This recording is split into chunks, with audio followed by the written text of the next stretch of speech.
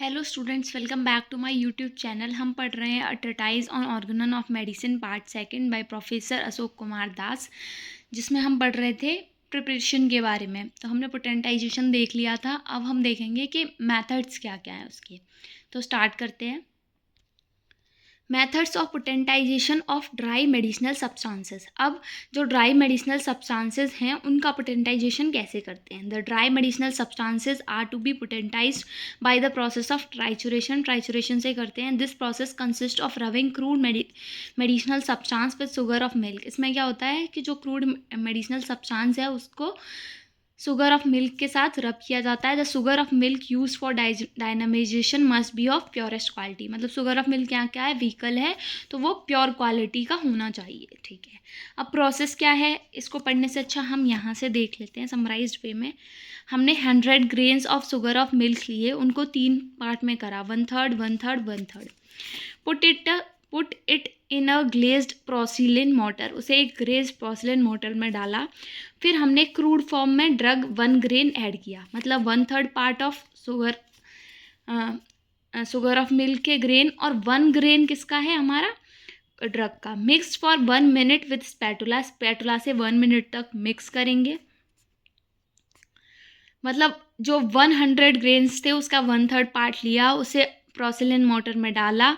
फिर हमने उस पाउडर में 1 ग्रेन पाउडर ड्रग ऐड किया। अब हम उसे मिक्स करेंगे 1 मिनट तक स्पैटुला से। फिर रब करेंगे 6 से 7 minute with the help of Peshal.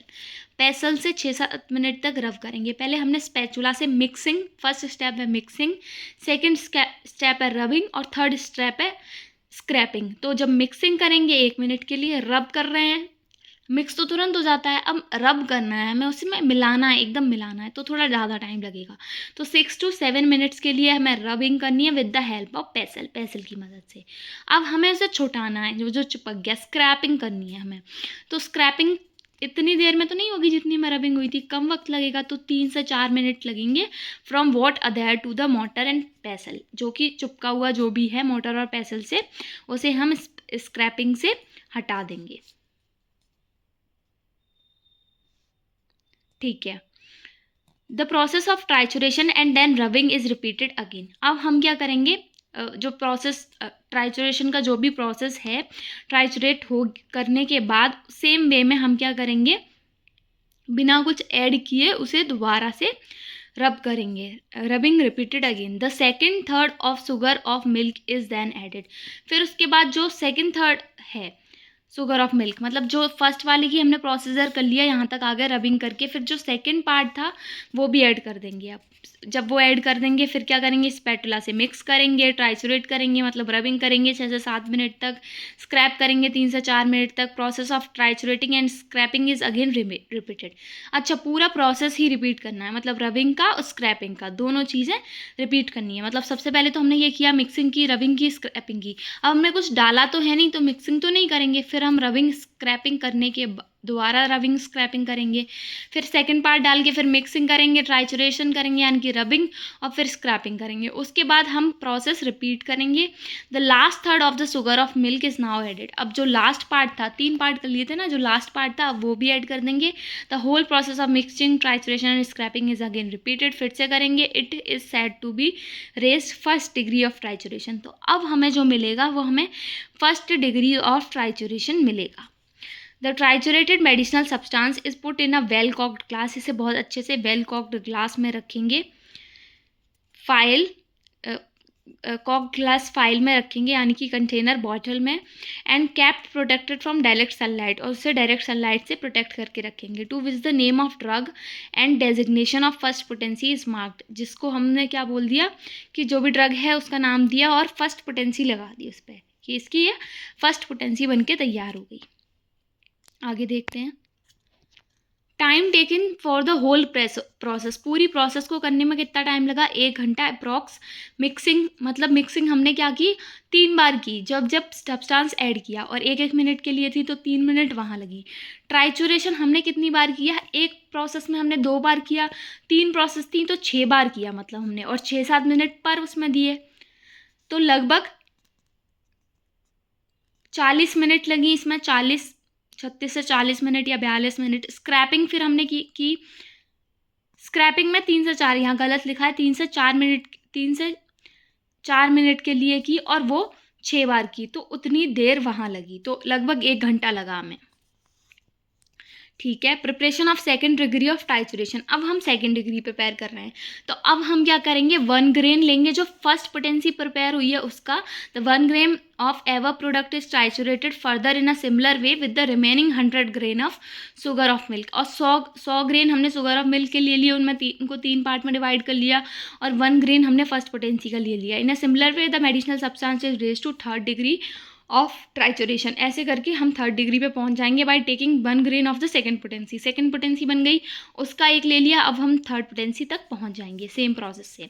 To be continued as before preparing next potencies, और ऐसे ही हम बहुत सारी पोटेंसीज प्रिपेयर कर सकते हैं।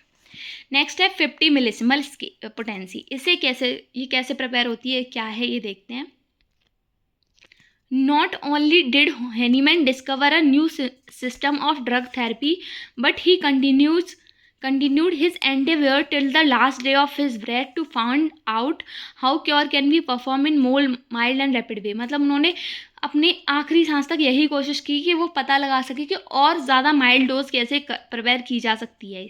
The discovery of law of similia similar curentur led him to minimize progressively the material quantity of the drug to obviate medicinal aggravation.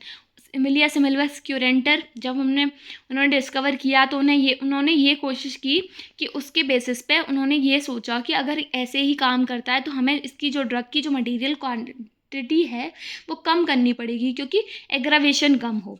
Being a born research worker, he engage himself continuously to make experiment regarding dosage with reference to potentization with varying number of succussion and repetition of doses in order to bring his therapeutic art as near to as perfection as possible। और वो कोशिश करते रहे, मतलब जितना ज़्यादा perfect वो कर सकते थे वो।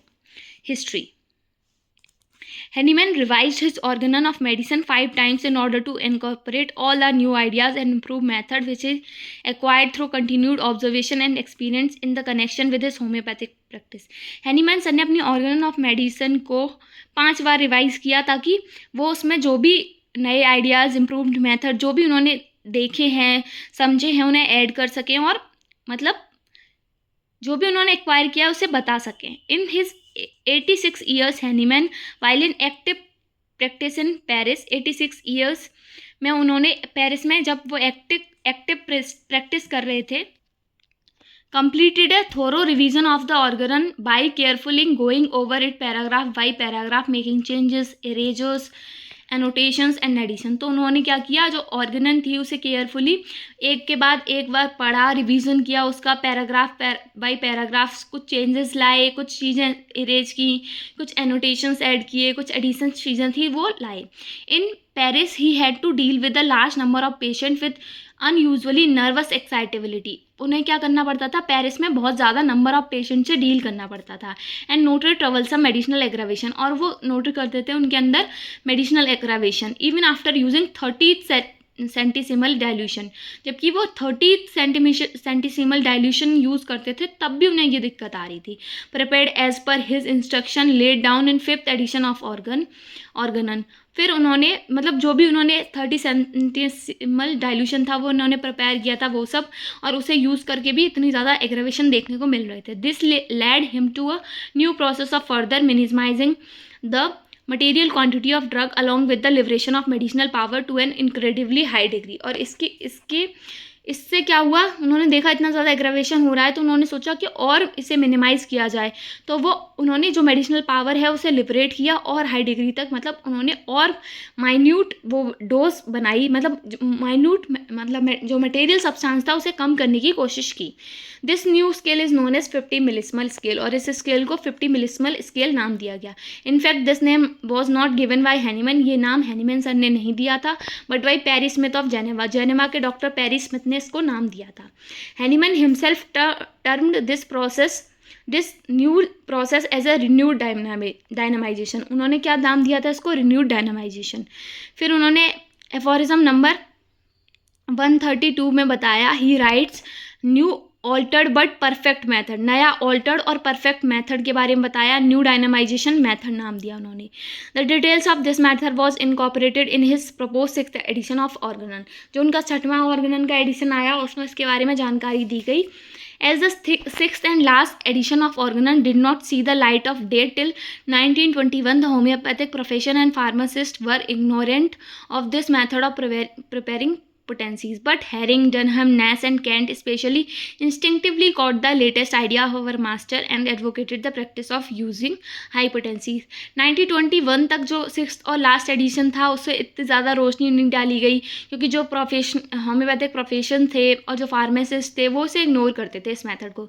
लेकिन कुछ ऐसे थे जैसे हेरिंग हुए, डनहम हुए, नैश, कैंट, इन्होंने जो मास्टर का आइडिया था, मास्टर हैनीमैन सर का, वो तुरंत अपना लिया और जो हाई पोटेंसीज को यूज़ किया उन्होंने, 200, 1M, 10M, 50M, CM, DM, MM etcetera, and claimed better therapeutic result, और उन्हें बेटर थेरेपेटिक रिजल्ट मिले in many cases which did not respond satisfactorily with the 30th, मतलब जो 30 पोटेंसी पे या उससे कम पोटेंसी पे काम नहीं कर रहे थे, अब उनमें अच्छे रिजल्ट देखने को मिले।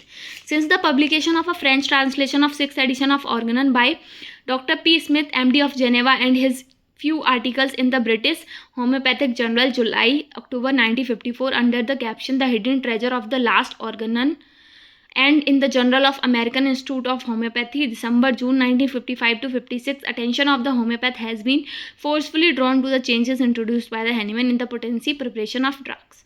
फिर क्या हुआ, जो पेरी स्मिथ थे जब वो ट्रांसलेशन कर रहे थे 6th एडिशन का, तो उन्होंने कुछ आर्टिकल्स देखे और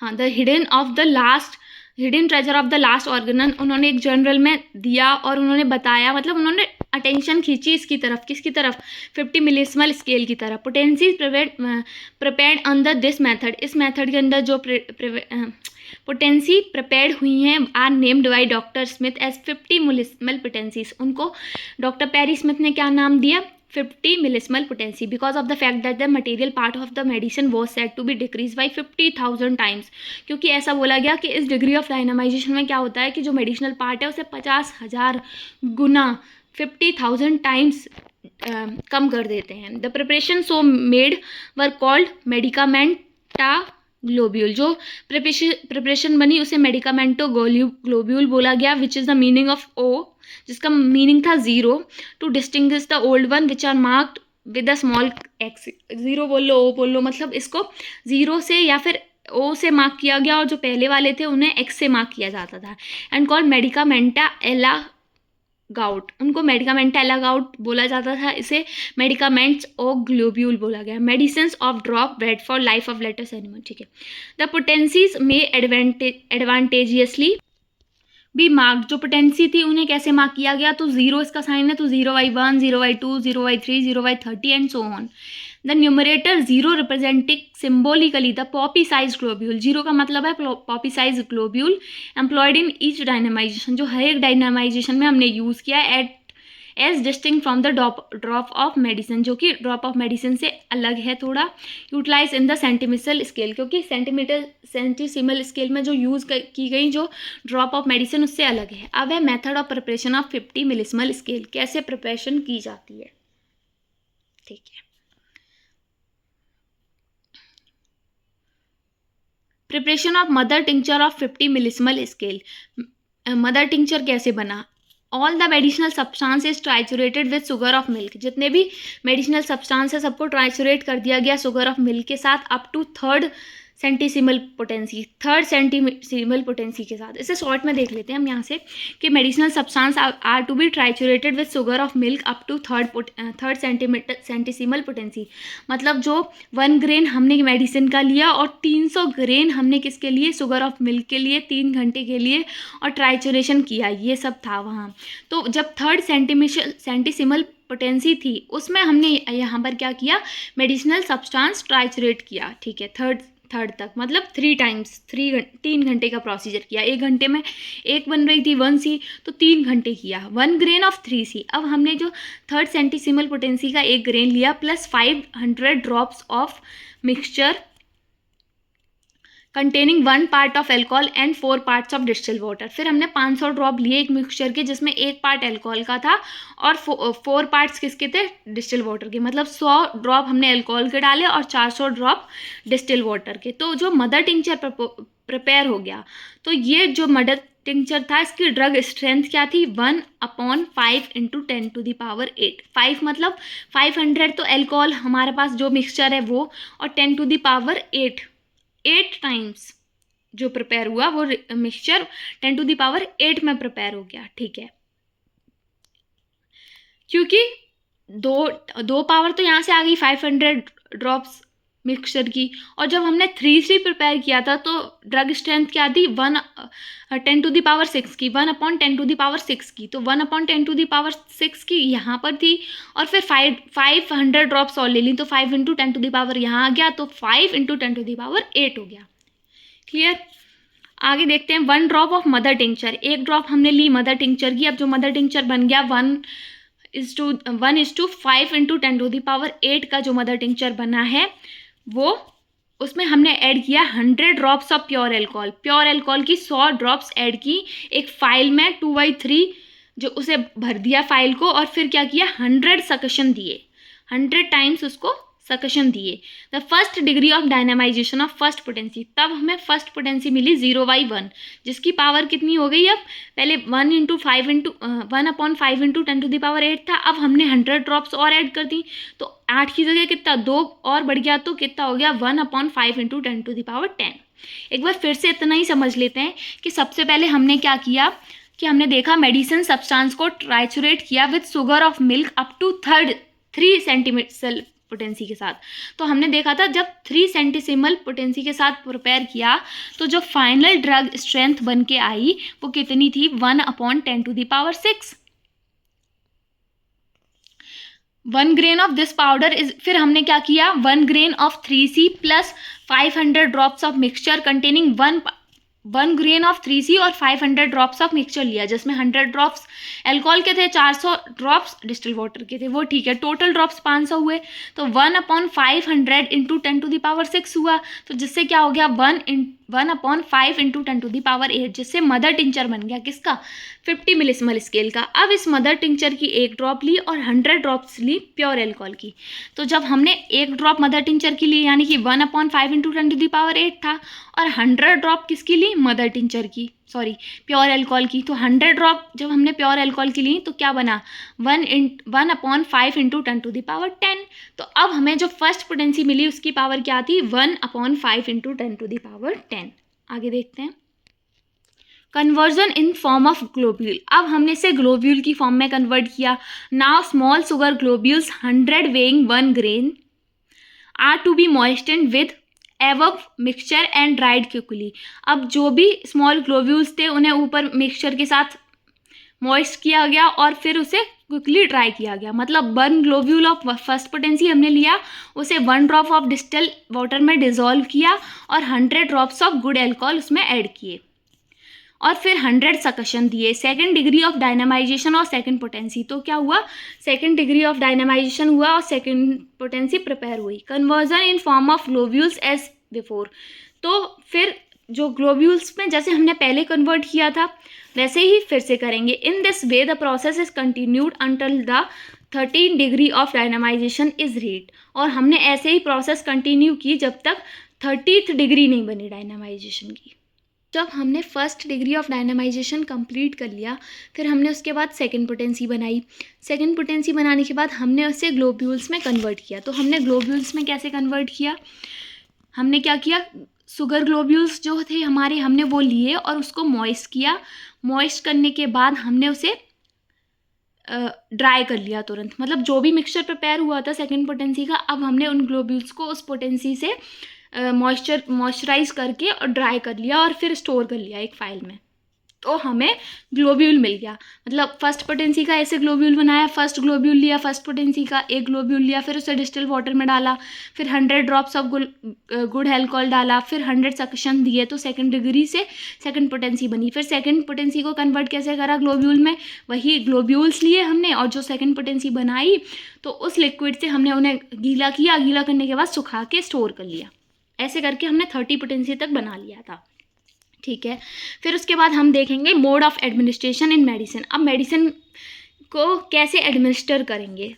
1 globule of the selected medicine, selected potency of the particular medicine. एक ग्लोब्यूल लेंगे, सेलेक्टेड पोटेंसी जो भी पर्टिकुलर मेडिसिन है वो 40, 30, 20, 15 या फिर 8 टेबल स्पून ऑफ वाटर। अब उसको अलग अलग हिसाब से अलग अलग पानी में कहीं कहीं अगर हमें डोज ज़्यादा देनी है तो 8 चम्मच पानी में, 15 चम्मच पानी में, 20 चम्मच, 30 चम्मच, 40 चम्मच ऐसे करके उसमें लेंगे।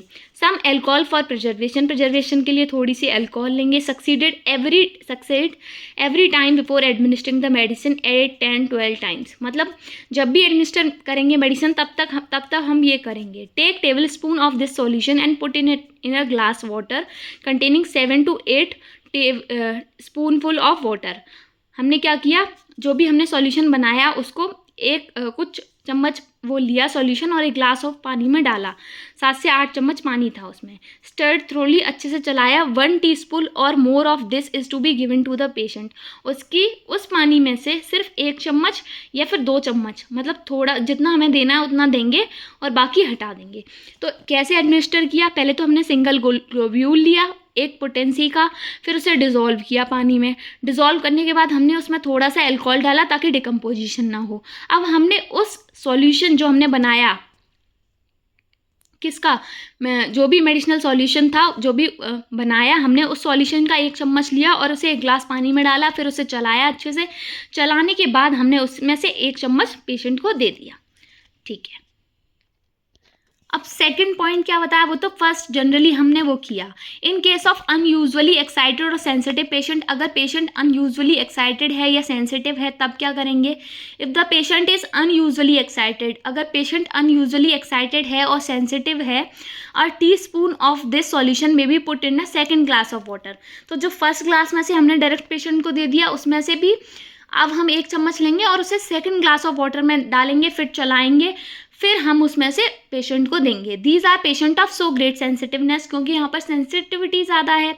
तो 3rd या 4th ग्लास सिमिलरली प्रिपेयर्ड, अगर बहुत ज़्यादा सेंसिटिव है तो 3rd ग्लास में से 4th ग्लास में से ऐसे करके देंगे, ठीक है। और ऐसा ग्लास डेली फ्रेशली प्रिपेयर किया जाएगा। एडमिनिस्ट्रेशन ऑफ मेडिसिन थ्रू ऑल्फेक्शन, अगर हम ऑल्फेक्शन से मेडिसिन एडमिनिस्टर करा रहे हैं तब क्या करेंगे।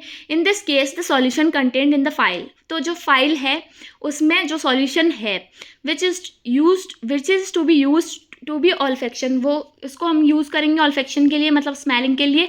Every 2 to 3-4 days must be thoroughly succussed 8 to 10 times before every olfaction. वही ठीक है, 8 से 10 बार यूज़ करेंगे, 2 दिन, 3 दिन, 4 दिन ऐसे करके। अब method of repeating the dose of medicine, कैसे रिपीट करनी है। In case of 50 millesimal potency, अगर पोटेंसी 50 मिलिस्मल है, the repetition of dose mainly depends upon the nature of disease. तो जो डोज का रिपीटेशन है वो नेचर ऑफ डिसीज पे डिपेंड करेगा। In long lasting disease daily or every second day. In acute disease every 2, 3, 4 or 6 hour. In very urgent cases every hour और ऑफनर। अगर long lasted diseases हैं तो डेली या फिर हर 1-2 दिन बाद करा देंगे। एक्यूट डिसीजेज है तो 2, 3, 4, 5, 6 घंटे में ऐसे रिपीट करा देंगे। अर्जेंट केसेज हैं तो हर घंटे में या फिर और जल्दी मिनट्स में करा देंगे। This in chronic disease every correctly chosen homoeopathic medicine even those whose action is of long duration may be repeated for months with ever increasing success. मतलब मंथ्स तक हमें रिपीट करानी है। हमने डोज दी, फिर एम्यूलेशन आया, तो जब तक बेस लाइन अचीव नहीं हो जाती तब तक हम कराते रहेंगे। फिर उसके बाद क्या आता था, उसके बाद आर्टिफिशियल सिम्टम्स बचते थे, उसे वाइटल फोर्स हटा देता था। आगे देखते हैं। If the solution is use up in 7 to 15 days, अगर सॉल्यूशन यूज़ हो जाता है 7 से 15 दिन में, and if the same medicine is found to be still indicated, और अभी भी सेम मेडिसिन इंडिकेट हो रही है उस केस में, 1 or through rarely several globules of higher potency of the same medicine is dissolved in the requisite amount of water and doses as repeated in the previous manner। तो फिर से हम घोल घाल के तैयार करेंगे और रिपीट करेंगे जैसे पहले किया था। The higher and the higher potencies of medicine may be continued so long, और हाई करके एक एक करके पोटेंसी बढ़ाते जाएंगे। So long as the patient experience continuous improvement, जिससे पेशेंट को लगातार इंप्रूवमेंट दिखेगा, एक के बाद एक कंप्लेन उसमें इंप्रूवमेंट दिखेगा that he never had before in his life, ठीक है। इफ़ न्यू सिम्टम्स अपीयर, अगर नए सिम्टम्स आते हैं, another more homeopathically related medicine must be chosen in place of the last and administered in the same repeated dose. तो अगर नए symptoms आते हैं तो फिर हम दूसरी होम्योपैथिक रिलेटेड मेडिसिन चूज़ करेंगे, टोटलिटी करेंगे फिर से, और जैसे पिछली बार दिया था वैसे ही फिर से देंगे। Modifying the solution of every dose with thorough vigorous succussion, thus changing its degree of potency and increasing its somewhat. ठीक है। Towards the end of treatment, treatment के एंड में क्रोनिक डिसीज की homeopathic aggravation the medicinal disease similar to the original now all persistently manifest itself. हमने पीछे देखा था कि जब एम्यूलेशन हो गया, डिसीज़ खत्म होने वाली है, तब होम्योपैथिक एग्रावेशन बचता है एंड में क्रोनिक डिसीज के में।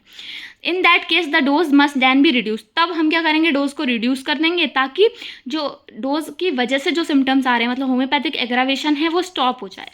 Several days in order to see if the convalescence need no further medicinal aid, और फिर उसे ऑब्जर्व करेंगे कि कोई नया सिम्टम तो नहीं आ रहा, कोई दिक्कत तो नहीं आ रही, उसे फर्दर मेडिकल एड की ज़रूरत तो नहीं है। The apparent symptoms cause by the excess of homoeopathic medicine will soon disappear, फिर जो एपरेंट सिम्टम्स हैं जो होम्योपैथिक मेडिसिन की एक्सेस की वजह से आए थे वो चले जाएंगे, और health of the patient restore, और पेशेंट की हेल्थ रिस्टोर हो जाएगी।